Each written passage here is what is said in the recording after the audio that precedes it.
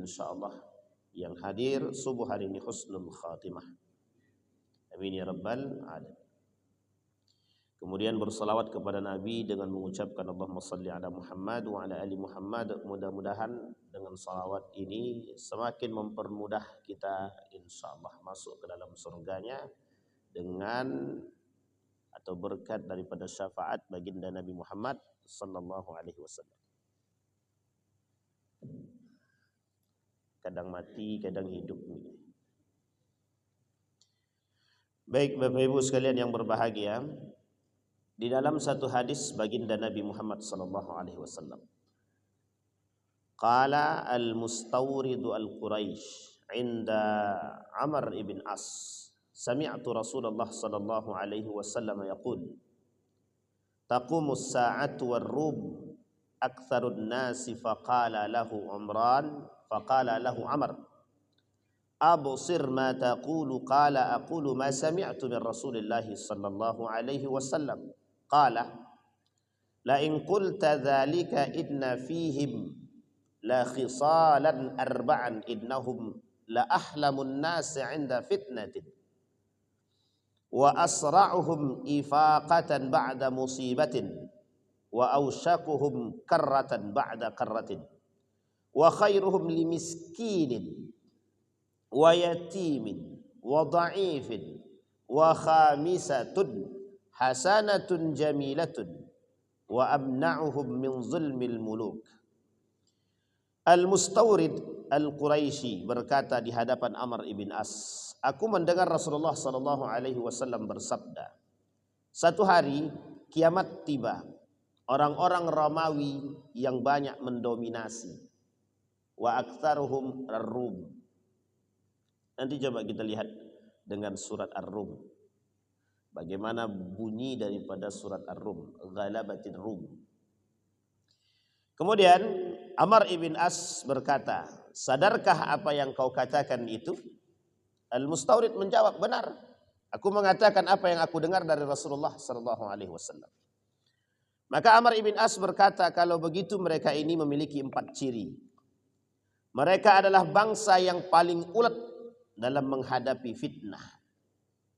Yang kedua, mereka adalah bangsa yang cepat bangkit apabila ditimpa krisis.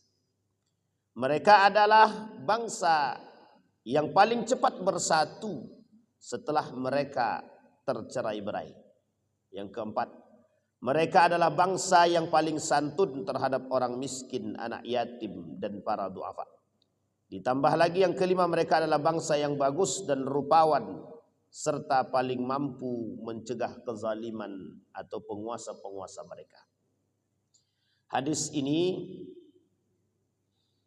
disampaikan oleh Musa ibn Ali yang kemudian dia riwayatkan daripada ayahnya. Di dalam hadis yang lain Nabi mengatakan justru dominasi Quraisy sebelum datangnya hari kiamat, atau lebih tepatnya dikatakan hilang Quraisy itu, musnah sebelum datangnya hari kiamat. Dari Abu Hurairah, an Abi Hurairah radhiyallahu anhu, Nabi sallallahu alaihi wasallam qaal asra qabail al-arab fana'an Quraisy.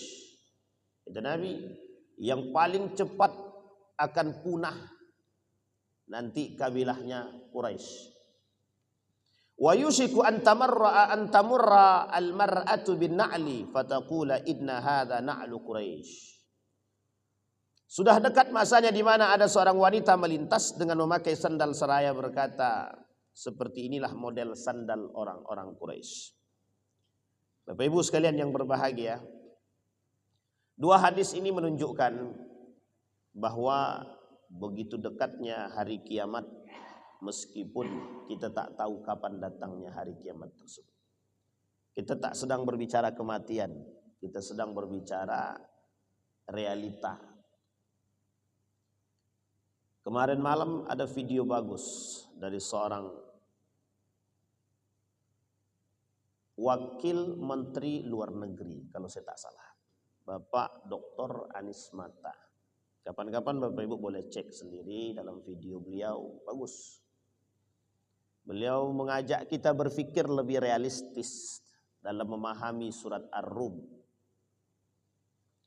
Imam Al-Ghazali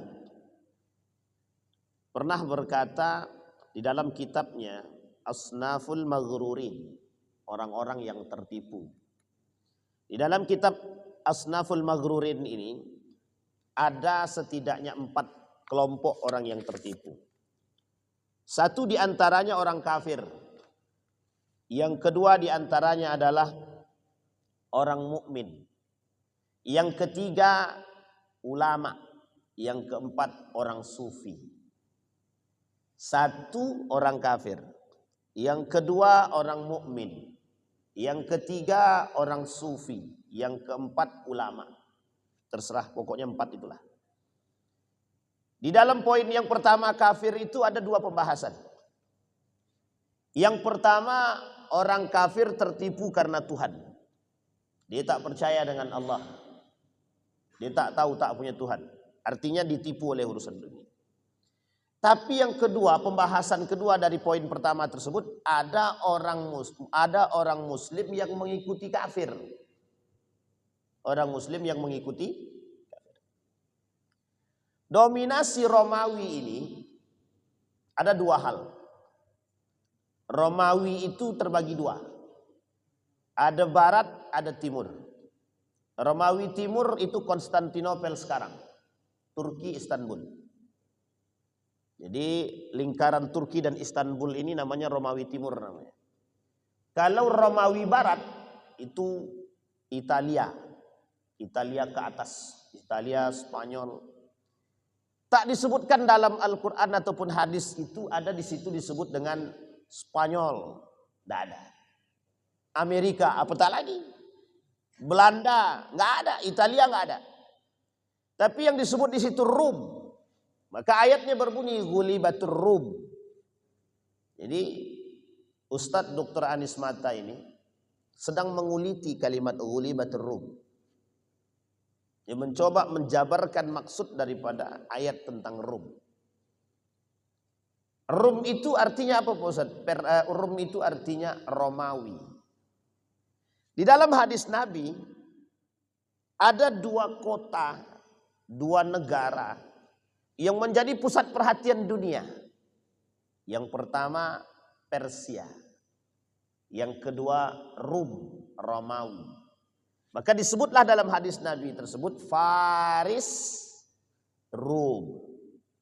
Faris Persia, Rum Romawi. Pertanyaannya adalah mengapa 2 nama ini begitu populer dalam hadis Nabi? Ada pernyataan baginda Nabi Muhammad SAW tentang 2 hal tersebut ada. Kata Nabi, kelak Persia, Rum akan ditaklukkan oleh umat Islam. Dalam catatan sejarah tidak bisa diingkari bahwa Persia 3 kali perperangan ditaklukkan oleh Islam. Khalid bin Walid, Sa'ad bin Abi Waqqas, kemudian Nu'man ibn Maqarrin Al-Muzayyad. 3-tiganya punya perang masing-masing. Khalid bin Walid Dhatus Salasil, pembuka dalam perang penaklukan Persia pertama setelah membumi hanguskan orang-orang murtad dan yang tak mau bayar zakat pada masa kepemimpinan Abu Bakr Siddiq. Yang kedua Qadisiyah, Sa'ad bin Abi Waqqas. Terjadi pergeseran antara pergeseran khilafah antara dari Abu Bakr Siddiq menuju Umar bin Al-Khattab pada saat itu. Yang ketiga, perangnya Qadisiyah yang kedua tadi itu Sa'ad bin Abi Waqqas, pemimpin utama perang, panglima perang pertama. Yang ketiga ada namanya An-Nu'man ibn Maqarrin dalam perangnya Nahawan, bukan Nahrawan tapi Nahawan. Nahawan adalah perang terakhir, Fathul Futuh, perang di antara perang terakhir atau menang kemenangan atas kemenangan-kemenangan lain. Yang ini adalah perang terakhirnya Persia. Setelah perang Nahawan tak ada lagi perang terhadap Persia yang dimana perangnya dimenangi oleh umat muslim. An-Nu'man ibn Makarin pada saat itu wafat dalam perang tersebut, digantikan oleh seorang sahabat Nabi bernama Huzaifah ibn al-Yaman. Jadi setidaknya panglima perang dalam perang 3 ini ada 4. Sa'ad ibn Abi Waqqas, Khalid ibn Walid, An-Nu'man ibn Makarin, Huzaifah ibn al-Yaman.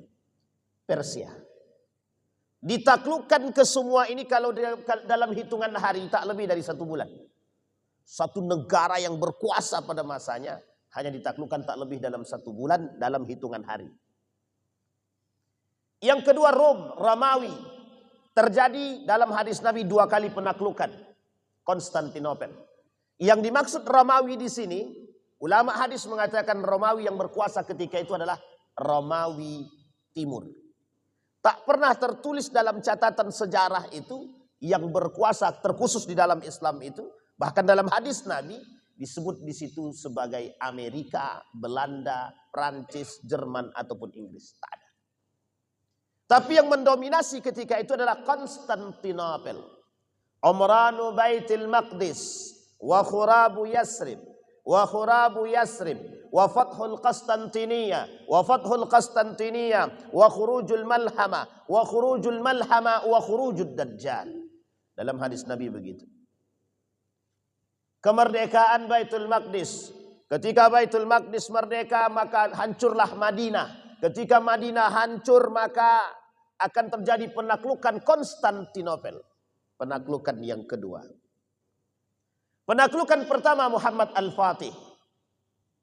Dalam catatan sejarah. Felix Shaw menulis buku tentang Muhammad Al-Fatih. Sampai dia katakan kepada anak dan istrinya. Terkhusus kepada istrinya, sampaikan kepada anak-anak, jangan ada yang mengganggu diriku ketika aku menulis buku tentang Muhammad Al-Fatih. Heroiknya Muhammad Al-Fatih. Muslim. Tapi ketika itu Konstantinopel berada pada puncak kejayaan, ya. Ketika itu Konstantinopel yang memegang kekuasaan setengah dunia. Romawi Timur, Konstantinopel, Turki sekarang. Istanbul. Sebelah sini Eropa, sebelah sini Asia. Tengah-tengahnya Laut Bosporus. Artinya kekuasaannya jauh. Pertanyaannya adalah mengapa Nabi mengatakan hal demikian? Kelak Islam itu akan sampai penjuru dunia ketika sudah melintasi 2 hal tersebut. Ketika Islam berhasil menaklukkan Persia, begitu juga Konstantinopel, maka jalan menuju penyebaran Islam sangat-sangat luas. Karena 2 negara tersebut memiliki peradaban dan negara yang berkuasa pada masa. Kekuatan heroik adikuasa. Kalau hari ini sebenarnya tak bisa digambarkan kekuatan mereka. Tak bisa disamakan dengan Amerika, tak bisa disamakan dengan Inggris. Meskipun dalam catatan sejarah dikatakan Inggris pernah berkuasa perang dunia pertama, Amerika berkuasa dalam perang dunia kedua. Dominasi mereka hari ini disebut oleh para ulama sebagai Romawi Barat. Romawi Barat, bukan Romawi Timur. Kapan terjadi penaklukan Konstantinopel yang kedua? Akankah kembali terjadi penaklukan Romawi Timur atau penaklukan Konstantinopel selanjutnya? Dalam catatan sejarah ada. Konstantinopel ditaklukkan dalam 2 kali. Yang kedua itu tidak terjadi pertumpahan darah karena berperang bukan dengan senjata. Ulama banyak sekali mencoba berpikir tentang hal demikian. Tentang hadis-hadis seperti ini. Kembali kepada poin tadi. Kata Imam Al-Ghazali, orang kafir tertipu dengan Tuhan. Bahkan orang kafir ini meniadakan Tuhan karena mereka lebih kepada dunia. Bagi orang kafir, ad-dunya mata'ul yaqin. Tapi bagi mereka, nikmatul akhirah ghair yakin. Bagi orang kafir, kenikmatan dunia itu jelas, nyata. Tapi bagi mereka, nikmat akhirat itu tidak nyata. Bagi orang muslim dan mukmin seharusnya nikmat akhirat lebih nyata daripada nikmat dunia. Seharusnya. Ingat kalimatnya, seharusnya. Mengapa harus ada penekanan seharusnya? Karena rata-rata manusia hari ini lebih mengatakan nikmat dunia lebih nyata daripada nikmat akhirat. Apa buktinya? Ketakutan mereka terhadap akhirat tak lagi tampak. Tapi ketakutan mereka terhadap kemiskinan, hilangnya harta, itu sangat nyata sekali. Wala nabluwannakum bisyai'in minal khauf wal ju' wa naqsi minal amwali wal anfusi wat thamarat wa basyyiris sabirin. Umat mukmin di akhir zaman cuma diperintahkan satu saja. Isbiru aw la tasbiru. Bersabarlah atau tidak sama sekali. Orang mukmin cuma diperintahkan untuk itu. Saking dahsyatnya akhir zaman itu. Bahwa dunia tak lagi sama seperti apa yang ada dalam kacamata kita. Kembali kepada kitab tadi. Pada pembahasan kedua dalam Ghururul Kafir, kata para ulama, kata Imam Al-Ghazali, justru orang mukmin bersama, bergandeng tangan, orang muslim bergandeng tangan bersama dengan orang kafir. Perkataan ini mulai terbukti sedikit demi sedikit. Kita lihat dari sisi kehidupan. Orang muslim hari ini lebih nyaman mengikuti perubahan dari nilai Islam beragama menuju nilai-nilai yang sekuler tanpa agama. Dari sisi pikiran, begitulah sistem dunia ini. Setiap tempat dan ranah sudah menjadi kekuasaan mereka. Umat muslim juga mengikuti. Kata umat muslim, agama tak nampak. Lebih baik kami mengamankan diri. Apa maksudnya? Maksudnya sederhana saja. Hari ini umat muslim ini tak punya pendirian, tak punya sikap, tak punya prinsip. Terombang-ambing. Ketika diri dia tak aman, dia cari tempat yang aman. Di mana tempat yang aman? Bergabung dengan pelaku-pelaku maksiat. Yang penting aku aman. Masalah dia bermaksiat tak bermaksiat itu tak urusan. Kalaupun aku bersama dengan mereka, aku aman. Yang penting hatiku tetap beriman. Ini poin penting yang harus dipahami. Yang penting aku tetap beriman meskipun bersama orang kafir, meskipun bersama musuh, yang penting hatiku tetap beriman. Tolong digarisbawahi kalimat ini. Ini bukan sikapnya seorang mukmin, bukan sikap orang mukmin, tapi sikapnya seorang muslim. Muslim wajar saja kalau dia berbuat demikian. Dari pertama mulai khalifah di masa dinasti Umayyah sampai runtuhnya Turki Utsmani, memang lahir para penjilat-penjilat itu yang memang mereka bersekutu dengan musuh hanya untuk ambisi-ambisi kekuasaan. Inilah yang menyebabkan dominasi Romawi Barat di akhir zaman. Kenapa demikian? Karena kecintaan manusia terhadap dunia menyeret mereka untuk harus berkawan baik dengan pelaku pemain dunia hari ini. Siapa mereka? Amerika. Siapa mereka? Inggris, Prancis, Jerman. Pemain utama dari sisi ini. Mereka mulai menikmati dunia. Dan orang-orang mulai santai dengan hidup bergandeng tangan dengan musuh-musuhnya Islam hari ini. Bapak Ibu sekalian yang berbahagia, apa yang ingin kita sampaikan sebenarnya? Yang ingin kita sampaikan sebenarnya kepada kita, betapa dekatnya hari kiamat dengan kita hari ini. Meskipun kita tak tahu kapan datangnya. Tapi kedekatan hari kiamat itu semakin tampak sedikit demi sedikit. Tak ada satupun perkataan Nabi yang tak terbukti. Kecuali mereka yang meragukan perkataan baginda Nabi Muhammad SAW. Imam Ghazali mengingatkan kita. Kata Imam Al-Ghazali, sebagai seorang mukmin itu harus punya prinsip. Hari ini kita umat muslim tidak punya prinsip. Kita goyang, kita goyah, kita tak bersatu, kita bercerai-berai. Hanya karena persoalan sederhana saja. persoalannya dunia saja. Persoalannya jabatan saja. Persoalannya harta saja. Persoalannya tahta saja, bukan persoalan yang lain. Kita rela menyeret kawan-kawan, kita rela menyeret sesama mukmin, menjatuhkan dan lain sebagainya hanya karena persoalan kekuasaan, jabatan, harta. Tak lebih daripada itu. Apa kata Imam Al-Ghazali? Sehina-hinanya manusia itu adalah yang memang mengedepankan dunianya ketimbang akhiratnya. Jadi siapapun di antara kita yang mengedepankan dunia dalam arti cinta terhadap dunia, maka mereka lebih hina daripada manusia yang mengedepankan akhiratnya atau mengebelakangkan akhiratnya. Imam Ghazali tidak mengatakan meninggalkan dunia.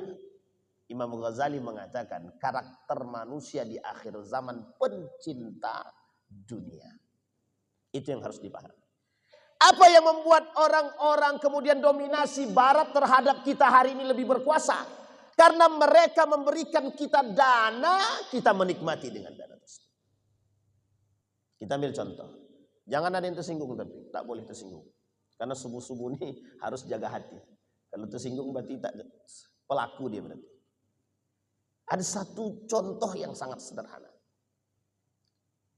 Ketika ada di antara kita bangga ketika kita sekolah ke luar negeri Eropa dengan beasiswa tapi jurusannya Islamic Studies misalkan. Bapak Ibu lupa bahwa mereka ini akan menyediakan sekian banyak beasiswa untuk merubah pola pikir masyarakat terkhusus anak-anak muda. Catatan sejarah itu tidak bisa dihilangkan. Ada satu universitas namanya McGill University. Di mana McGill University? Kanada. Apa jurusan yang ada ketika itu? Salah satu di antara yang paling cepat lahir ketika itu adalah Islamic Studies. Tahu Bapak Ibu tujuannya apa? Mereka berikan sekolah-sekolah yang di dalam sekolah tersebut ada jurusannya Islamic Studies. Apa tujuan Islamic Studies itu? Untuk merubah pola pikir anak-anak muda yang belajar. Yang tadinya kuat nilai agamanya dirubah dalam aspek sejarah. Mereka rubah sekian banyak nilai-nilai sejarah. Sehingga umat muslim atau anak muda yang balik dari hal tersebut. Dari sekolah-sekolah tersebut. Yang tadinya lurus menjadi bengkok. Ini dominasi yang paling kelihatan di antara kekuatan orang-orang barat ketika itu untuk merusak pikiran umat muslim. Ini jangan dipahami sepihak. Kita berbicara dalam aspek perang pemikiran, Pak. Betapa besarnya dampak Nurkhalis Majid. Dari luar dia belajar, dia balik ke Indonesia, dia bilang sekularisasi dalam Islam. Apa yang terjadi hari ini? Umat muslim mulai lupa dengan nilai-nilai agama. Siapa yang mengembangkan sekulerisme dalam Islam? Siapa yang mengembangkan pemisahan agama? Dominasi barat kafir terhadap umat muslim. Yang mereka umat muslim justru mengaku lebih baik mengikuti mereka. Pada akhir kalimatnya sederhana Pak, saya tak mau panjang. Tapi ada satu poin penting yang mereka ingin ambil. Ateisme secara tanpa sadar. Jadi kita nih umat muslim kita nih sedang dibuat jadi ateis. Bapak Ibu sholat tapi tak percaya dengan Tuhan. Apa buktinya? Betapa banyak orang-orang yang sholat dan berapa banyak orang-orang yang mohon maaf. Sholatnya bagus, ibadahnya. Tapi mereka tidak percaya kepada Allah. Apa yang menyebabkan kita tidak percaya kepada Allah? Kecintaan kita terhadap dunia dengan nalar logika dan akal yang ditanamkan oleh orang-orang barat itu lebih tinggi ketimbang makna wahyu itu sendiri. Tak bisa dipungkiri, itu kenyataannya. Sehingga nilai-nilai agama berkurang sedikit demi sedikit. Lahirlah pernyataan yang sangat sederhana. Tidak apa-apa, kami tak berkerudung, yang penting kami sholat. Tidak apa-apa, kami korupsi, yang penting kami sholat. Tidak apa-apa, kami maling, yang penting kami sholat. Maling iya, sholat jalan. Puasa oke, maksiat jalan. Bapak Ibu boleh cek ya, di bulan suci Ramadan kemarin, berapa banyak pelaku-pelaku zina itu yang bertebaran itu. Puasa mereka, puasa. Tapi zina mereka, iya. Meskipun tidak berhubungan badan zinahnya. Tapi secara zahir nampak. Dengan PD-nya umat muslim itu mereka berpuasa. Lisannya puasa. Hawa nafsu dia tak puasa. Inilah yang disebut dengan dominasi barat terhadap Islam saat ini. Umat muslim kaku dengan agama dia sendiri. Sampai di sini bisa dipahami Bapak Ibu. Jadi kata Nabi, ketika dominasi barat itu berkuasa atau dominasi Romawi barat itu berkuasa, mereka menjadi negara yang paling berkuasa. Maka bagaimana umat muslim ketika itu? Umat muslim berada pada kondisi yang sangat banyak tapi lemahnya bukan main. Dan terbukti Pak, hari ini umat muslim tak bisa ngapa-ngapain. Cuma bisa ngikut saja. Bapak Ibu mau bukti? Kita buktikan. Satu bukti saja. Coba cari universitas mana di Indonesia ini yang tujuannya untuk membangkitkan ketakwaan dan keimanannya. Tidak usah universitas negeri ya, universitas Islam. Coba cari. Mana yang tujuan universitas Islam itu membangkitkan ketakwaan dan keimanan. Kalau ada, perlu kita pelajari Pak. Ada satu universitas yang hari ini sedang digodok oleh kelompok Ustadz Dr. Adian Husaini dan kawan-kawan. Yang ingin mengembalikan nilai-nilai peradaban dan nilai-nilai agama dalam universitas tersebut. Di tengah gejolak semua universitas, mereka sedang ingin menaikkan diri mereka, pamor mereka dengan kondisi-kondisi akademik yang cerdas tapi runtuh secara akhlak dan iman. Betul apa salah kira-kira? Apa hasil daripada mahasiswa keluar daripada selesai mereka sekolah? Yang penting kami dapat kerja. Pertanyaannya, ada enggak mahasiswa yang stres kalau setelah kuliah tak dapat kerja? Ada enggak? Sekarang tuh orang bingung Pak cari kerjaan. Ngapain kami sekolah? Cari kerjaan dia susah. Tuh tengok S1 nganggur banyak gitu. Ini pola pikir yang salah juga sebenarnya. Tapi ada tapinya. Ada sebabnya, ada.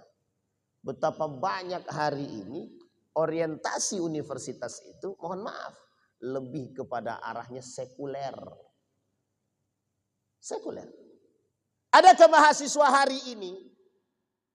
Saya tidak tahu nih, di depan ini kan ada kampus Universitas Islam Riau. Kita boleh cek itu. Berapa banyak yang sholat zuhur itu ketika azan kumandang itu. Itu kan paling nampak tuh di situ. Kalau mau sebenarnya mudah saja Pak. Rektor bilang, kata rektor, pokoknya setiap mahasiswa muslim wajib sholat di masjid. Kira-kira perlu nggak masjid itu?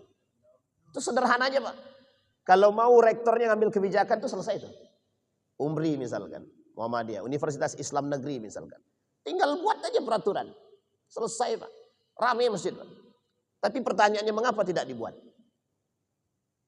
Pengen menumbuhkan kesadaran. Justru pelecehan seksual datangnya dari kampus-kampus. Terjadi di dalam kampus. Ya kita tidak bisa menyalahkan itu seutuhnya Ustaz, betul. Kita tak salahkan. Tapi nilai sekuler yang ditanam dalam universitas dan kampus-kampus tersebut, sekolah-sekolah tersebut, lembaga-lembaga tersebut sudah sangat mendominasi. Bahasa sederhana guru saya adalah, kalau masjid ini sudah mulai sunyi, berarti sekuler sudah mulai tinggi. Tapi kalau masjid ini sudah ramai, maka sekuler mulai kewalahan menghadapi. Tapi ternyata yang disampaikan itu terbukti.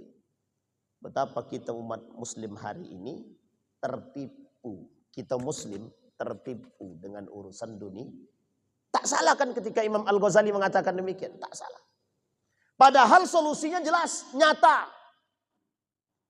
Kita ambil contoh sekolah-sekolah Islam misalkan, lembaga, tidak usah universitas. SMK Islam misalkan, SMK Muhammadiyah misalkan, Islam terpadu misalkan. Bisa nggak mereka menciptakan satu ruang lingkup yang islami? Sangat Pak. Sangat mungkin sekali. Tapi mengapa jarang dilakukan? Hanya sebagian kecil. Ini yang disebut dengan pola pikir. Maka peradaban Islam dengan peradaban Romawi, ada seorang profesor dari Cina. Beliau sedang mencoba mencari tahu tentang persoalan Romawi, peradaban Romawi dengan peradaban Islam. Ketika beliau membandingkan peradaban Romawi dan peradaban Islam, itu terletak hanya pada satu saja, cara pandang, kata beliau. Dan ketika Felix Shaw mengatakan sama, ternyata cara pandang. Ada seorang profesor bernama Profesor Dr. Hamid Fahmi Zarkasi. Beliau mengatakan betapa umat muslim itu, kenapa hari ini Islam berada dalam tekanan cara pandang. Cara pandang. Bahasa beliau sederhana, Islamic worldview. Cara pandang yang Islami tak lagi dipakai oleh umat muslim, terkhusus orang mukmin itu sendiri. Maka wajar ketika Imam Al-Ghazali mengatakan pada poin yang kedua, bahwa kata Imam Al-Ghazali, persoalan ke depan adalah umat mukmin yang tertipu. Apa kata dia? Faslun fi ghururi asatil mu'minin. Kata Imam Al-Ghazali. Ini fase yang tadi. Ketika umat mukmin tak lagi punya cara pandang yang Islami dalam rumah tangga dia, tidak usah keluar lagi Pak, dalam rumah tangga saja. Tidak punya cara pandang yang Islami, kata Imam Al-Ghazali, mereka sudah mulai tertipu dengan urusan tersebut. Kita lihat. Apa kata beliau? Wa hum yattakiluna ala afwillah wa yuhmiluna al-amal. Banyak orang-orang mukmin yang mengaku beriman itu mereka meremehkan amal, mereka meremehkan dosa, dan mereka menganggap remeh bahwa Allah itu Maha Pengampun. Kata mereka begini, kalau aku maksiat sekarang, nanti kan bisa tobat. Ada yang berpikiran demikian. Sekarang mengapa orang banyak berbuat dosa dan maksiat, dan mereka biasa saja, pede-pede aja. Justru sekarang orang ini maksiatnya terang-terangan, biasa-biasa saja Pak. Bapak tengok ada orang boncengan laki-laki perempuan biasa aja. Ada dosa mereka? Tidak ada. Dosanya ada, cuma mereka tidak merasa punya dosa gitu aja. Tahu tidak mereka dosa? Tahu. Mengapa mereka lakukan terang-terangan? Ada orang bulan puasa dia minum terang-terangan. Ada punya rasa malu dia? Punya. Tapi dia lakukan? Tidak. Kalau bahasa lainnya memang tidak punya rasa malu. Ada orang berzina, selingkuh, zina. Pertanyaannya, mereka punya rasa malu enggak? Enggak. Rasa malu itu ada, cuma tak keluar. Yang keluar itu apa? Pede. Jadi orang sekarang ini pede bermaksiat itu bangga. Bangga dia bermaksiat. Makanya ada seorang ulama mengatakan begini. Teologi murjiah, permisif murjiah. Saya kasih sedikit contoh. Murjiah itu Pak, ada nama aliran. Namanya murjiah. Nah murjiah ini adalah kelompok sesat yang disesatkan oleh ulama. Apa sesatnya? Meremehkan dosa. Makanya hari ini banyak orang-orang berdosa. Maka dikatakan ini namanya murjiah modern. Murjiah modern itu membuat kita nifak Pak. Nifak. Dan membuat kita secara perlahan ateis. Ateis. Bangga orang-orang bermaksiat hari ini terang-terangan. Minum khamar terang-terangan. Judi terang-terangan. Bahkan hari ini prostitusinya online. Judinya pun online. Dan PD main dalam masjid. Mainnya dalam masjid. Ketika main dalam masjid, azan berkumandang. Berhenti dulu dia. Selesai azan dia lanjut main. Pas qomat berhenti dia. Sholat dulu. Selesai sholat, assalamualaikum, assalamualaikum, langsung ambil HP, main judi balik. Coba bayangkan.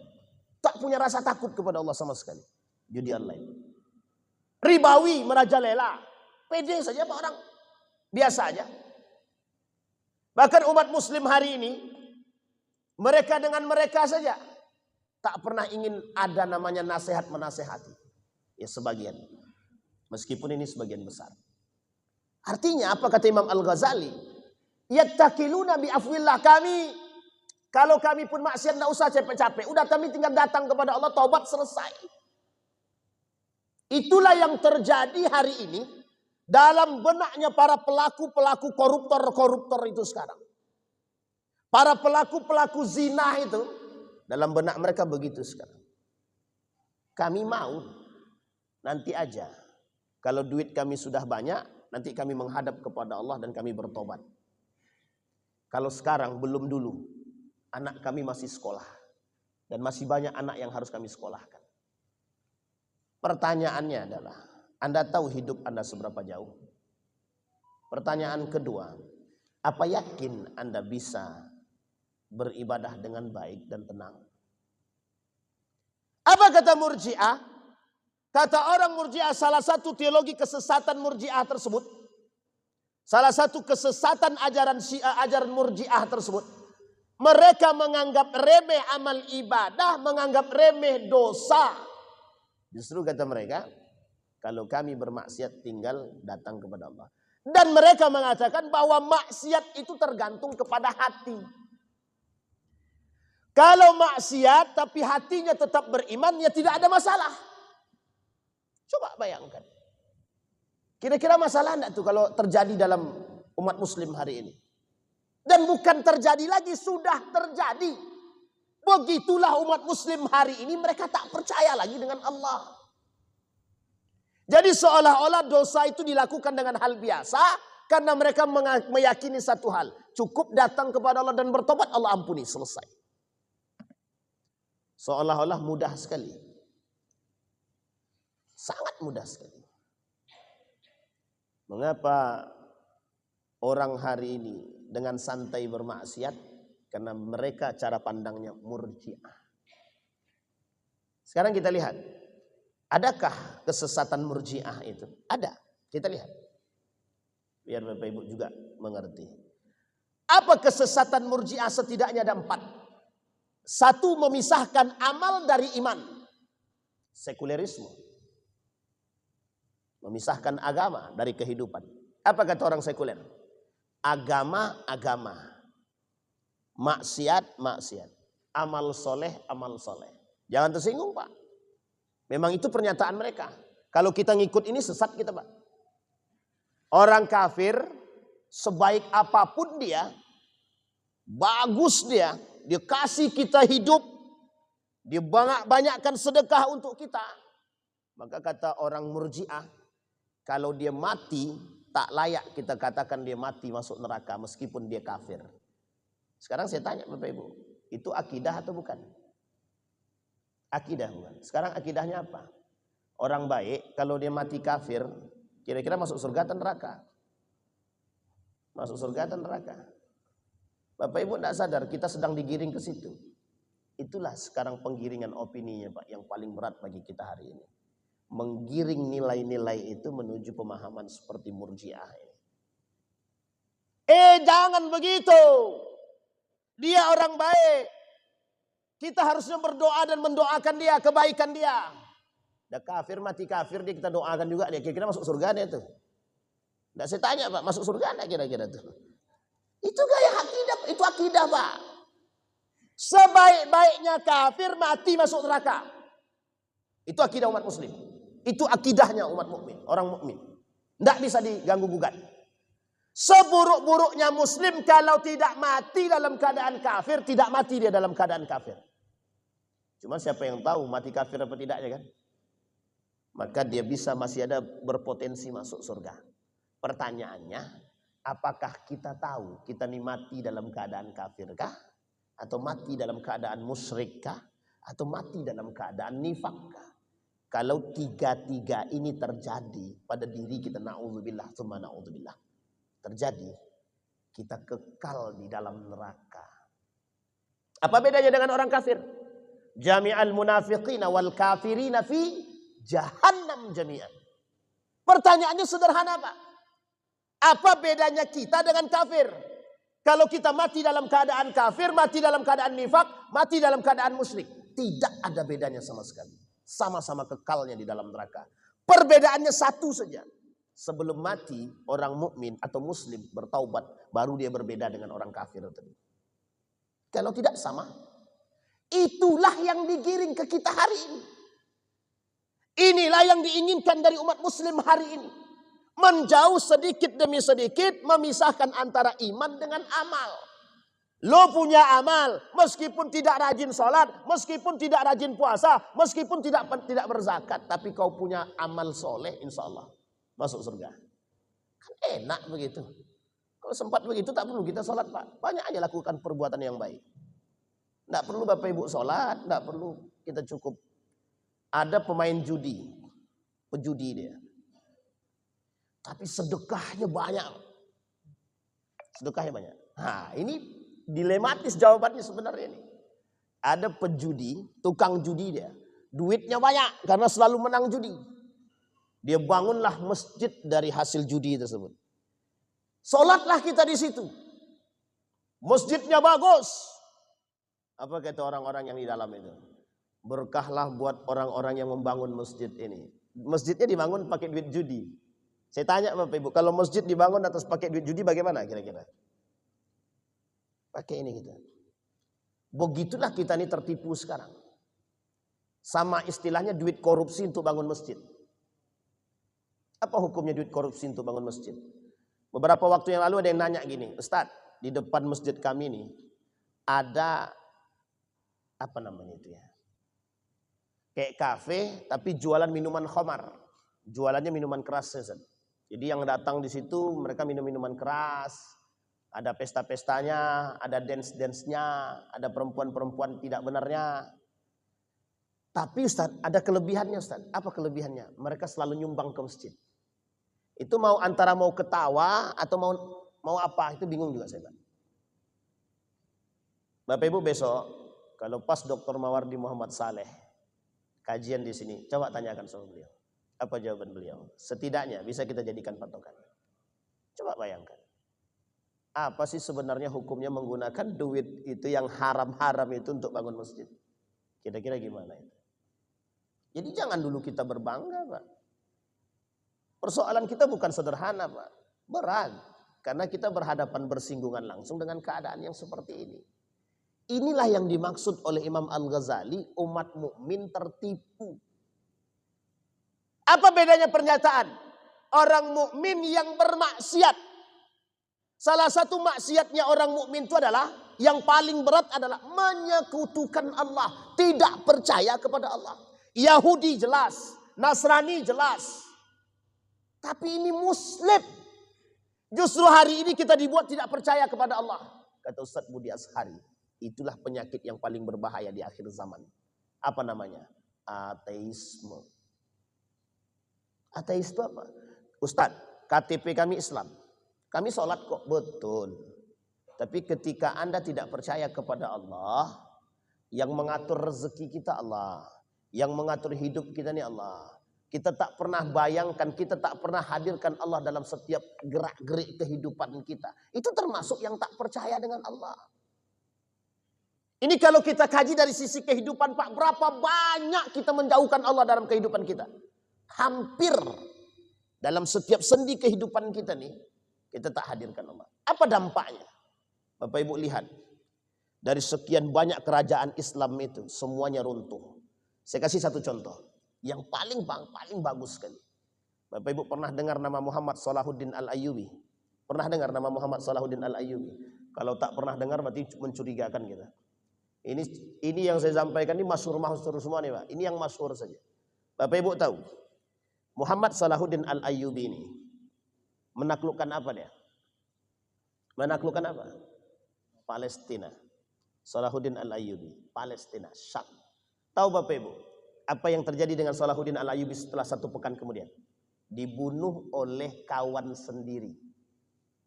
Dibunuh oleh kawan sendiri. Ingat kalimat itu, kawan sendiri. Sama-sama menaklukkan Palestina, Syam, tapi mohon maaf, keluar dari tenda pagi-pagi, dia buka tenda itu tersebut, dia hirup udara tersebut, datang kawannya tadi. Ternyata kawannya apa? Cinta akan kekuasaan, dibunuhlah Salahuddin Al-Ayyubi di tempat. Coba bayangkan, Salahuddin Al-Ayyubi. Bayangkan Pak, begitu Islam tuh Pak, mukmin deh. dalam satu sejarah, ini harus kita ingat. Sebelum munculnya Imam Mahdi, sebelum turunnya Imam Mahdi, nah ini Pak ada isu bagus. Ada yang mengaku Imam Mahdi dalam Piala Dunia. Kan kacau itu Pak. Jadi pendusta-pendusta ini mulai muncul memang. Pendusta-pendusta. Tapi Nabi sudah katakan, kata Nabi. Kata Nabi di akhir zaman itu akan muncul 30 para pendusta. 60 para pendusta, 70 para pendusta, kata Nabi. Sebenarnya bukan 70 Pak. Itu cuma bahasa kiasan. Artinya akan lahir generasi para pendusta. Musailamah al-Kadzab dimulai pada masanya, Tulaihah dan lain sebagainya. Di setiap negara per 100 tahun itu akan muncul Pak. Per 100 tahun kata Nabi, dalam hadis tersebut ada ulama yang mengatakan, per 100 tahun akan muncul fenomena-fenomena para pendusta. Baik dia ngaku Nabi, ngaku Tuhan, ngaku malaikat, ngaku Imam Mahdi dan lain sebagainya. Itu per 100 tahun. Per 100 tahun itu. Kan unik tuh, per 100 tahun di sisi muncul mujahid, muncul juga para pendusta itu. Ini unik pula Pak. Ada pula yang mengaku Imam Mahdi. Pokoknya kalau ada yang ngaku Imam Mahdi, kata kuncinya Pak. Kalau ada yang ngaku Imam Mahdi dan deklarasi, penipu, pendusta. Itu sudah kita kasih kata kuncinya. Siapapun yang mengaku Imam Mahdi, siapapun yang mengaku dia sebagai adalah keturunan terakhir Nabi sebagai Imam Mahdi, pendusta. Karena dia tak mungkin deklarasi. Coba bayangkan. Kembali kepada poin tadi Pak. Apa kata Nabi? Sebelum turunnya Imam Mahdi ini akan terjadi pertikaian 3 putra mahkota. 3 putra mahkota. Dan mereka akan saling merebut kekuasaan. Ini sudah pernah saya sampaikan Pak. Ini ada yang live streaming nih. Live streaming. Dulu sempat ada yang mengatakan bahwa Saudi Arabia hampir terjadi pertikaian. Ada yang mengatakan bahwa Saudi Arabia dan ada juga yang mengatakan yang lain. Ada yang mengatakan Yordania. Bapak Ibu, saya ungkit satu sejarah. Bapak Ibu boleh cek di dalam sejarah. Ada namanya dinasti Yarmuk. Dan ada namanya dinasti Granada. 2 ini saja saya kasih contoh. Dinasti Yarmuk itu rela putra mahkota itu membunuh ibu daripada saudara seayahnya demi kekuasaan. Itu demi kekuasaan. Pertanyaannya, itu kerajaan Islam bukan? Kerajaan Islam. Jadi ketika umat mukmin ini bermaksiat kepada Allah, hilang Pak, hilang. Hilang semua. Jadi kalau cuma senggol menyenggol jadi rektor, sikat menyikat kepala dinas, itu biasa. Biasa. Kalau cuma kepala dinas, gubernur, sikat menyikat, kemudian rektor, itu biasa Pak. Biasa. Untuk naik jabatan itu biasa. Terjadi pada masa dinasti Yarmuk. Dibunuhnya ibu dari saudara seayahnya. Coba bayangkan. Hanya untuk kekuasaan. Granada hancur tanpa perperangan. Di tangan Ratu Isabella dan Raja Ferdinand. Tanpa ada pertumpahan darah. Apa yang terjadi?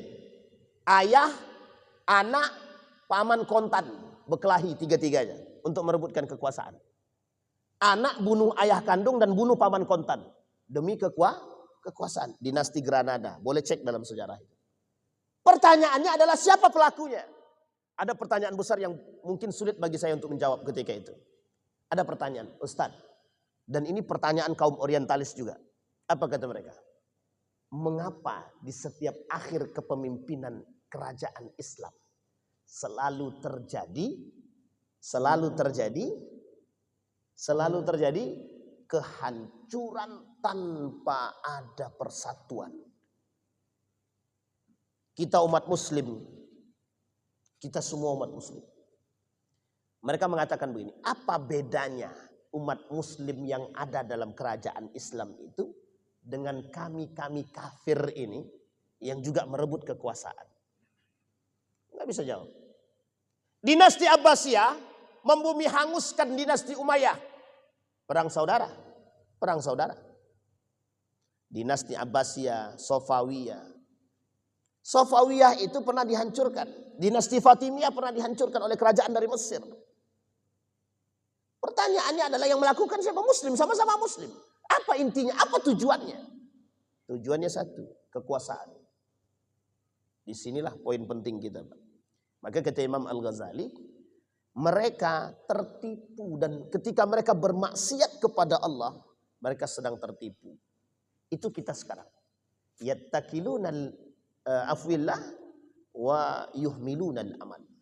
Orang mukmin hari ini, mengaku beriman hari ini, mereka sedang tertipu dengan ampunan Allah, seolah-olah ketika mereka bermaksiat tinggal datang kepada Allah dan Allah mengampuni mereka.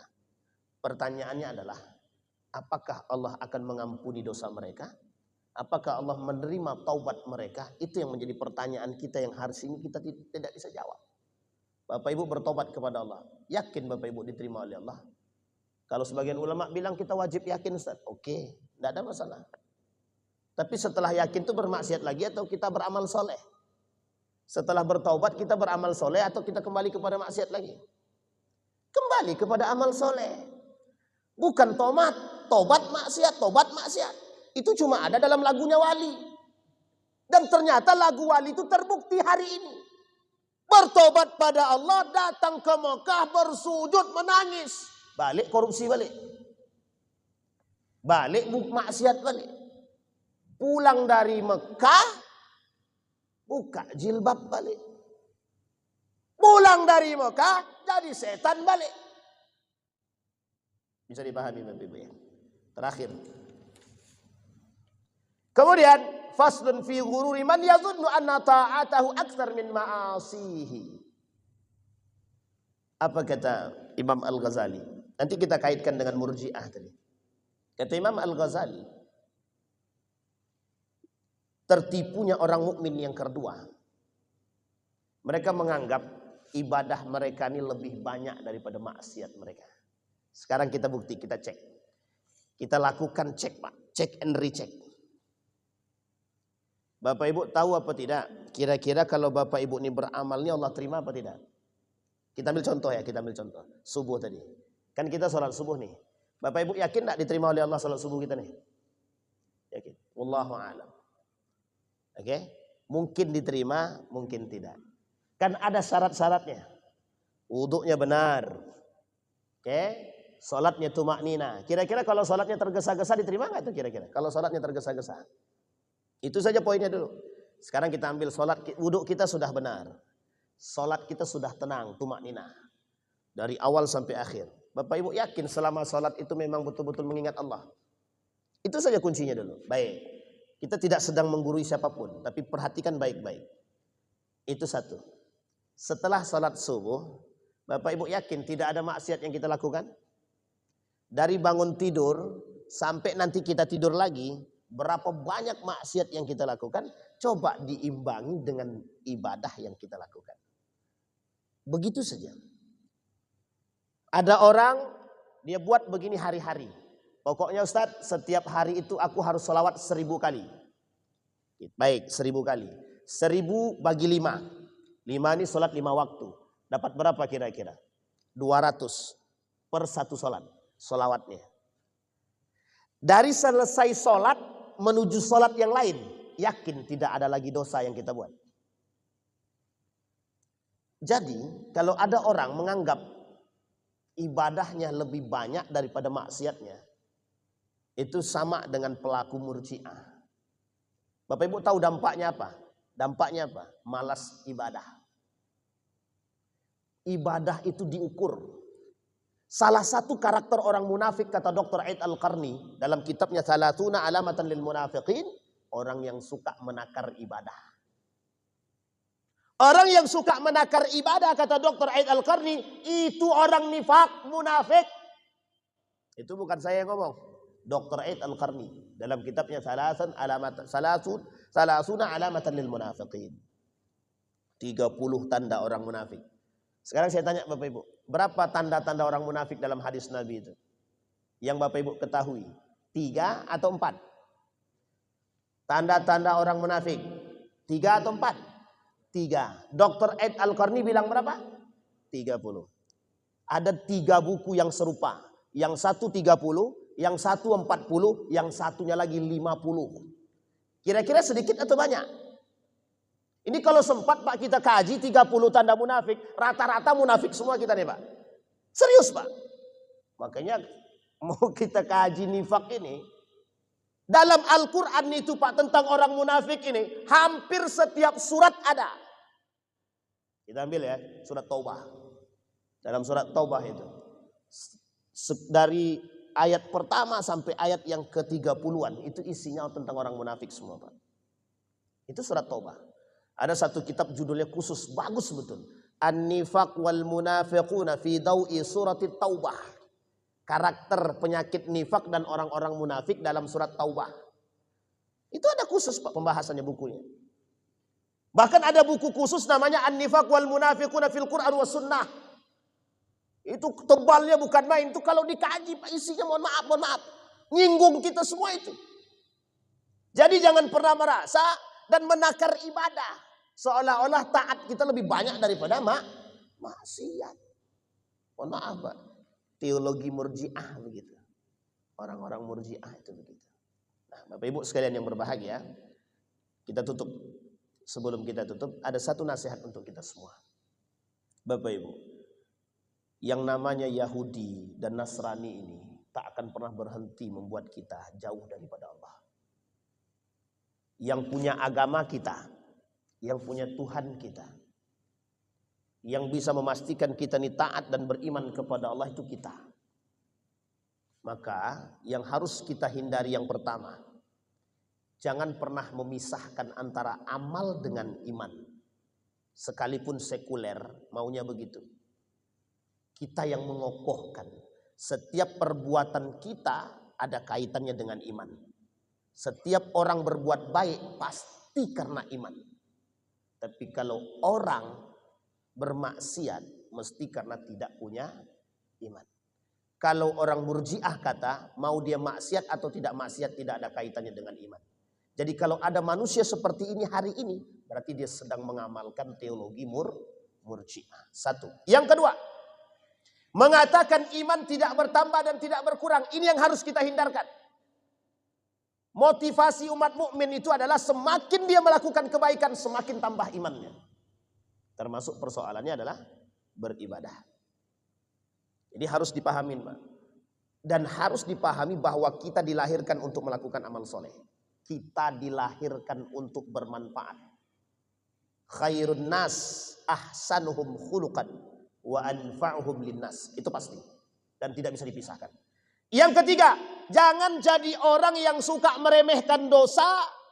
Dan mohon maaf, jangan mudah menganggap remeh ampunan Allah itu.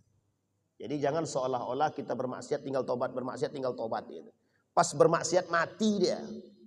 Itu bayangkan. Sedang enaknya minum khamar mati dia. Itu masih untung tidak dimatikan sama Allah. Kalau dimatikan langsung. Kira-kira masuk surga apa neraka tuh? Pandai-pandailah Pak.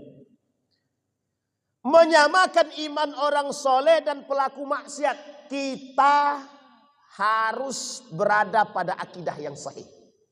Apa itu? Orang-orang yang beramal saleh tidak sama dengan pelaku maksiat. Dari 4 poin ini Pak, inilah yang kemudian hari ini kita lihat. Begitulah dominasi, sekulerisasi yang datang, sekulerisme yang datang dari barat itu membuat 4 poin ini dan mereka tanamkan dalam diri umat muslim. Sehingga apa yang dampak besar yang terjadi, umat muslim alergi. Kalau bahasa Ustadz Felix Shaw semalam, kemarin itu, kata Ustadz Felix Shaw itu, termasuk Ustadz Muhammad Al-Fatih itu, kata beliau, persoalan kita adalah tidak bangganya kita dengan nilai-nilai agama kita sendiri. Kita lebih bangga terhadap nilai-nilai barat. Kenapa? Karena yang tadi, 4 perkara yang mereka susupi tadi, yang mereka sisipi tadi, sehingga kita membuat kita jauh daripada nilai. Mudah-mudahan ada manfaat bagi kita semua. Mudah-mudahan apa yang kita sampaikan ini bisa Bapak Ibu bawa dalam rumah tangga. Setidaknya kitalah yang mengokohkan nilai-nilai agama dalam rumah tangga kita. Setidaknya cara pandang Islami ini tidak menjadi satu hal yang kaku ataupun tabu dalam rumah tangga kita. Memang sudah saatnya nilai-nilai ini kita tanam Pak. Karena mohon maaf, yang menggeserkan nilai itu cuma kita. Karena pengaruh-pengaruh pemikiran tadi. Maka kembalikan dia kepada asalnya. Jadikan setiap poin penting nilai-nilai itu sebagai sumber kehidupan kita. Itulah yang disebut dengan Islamic worldview, cara pandang Islami. A'udzubillahi minasyaitonir rajim. Bismillahirrahmanirrahim. Hamdas syakirin, hamdan na'imin. Hamdan yuwafi ni'amahu wa yukafi'u mazidah.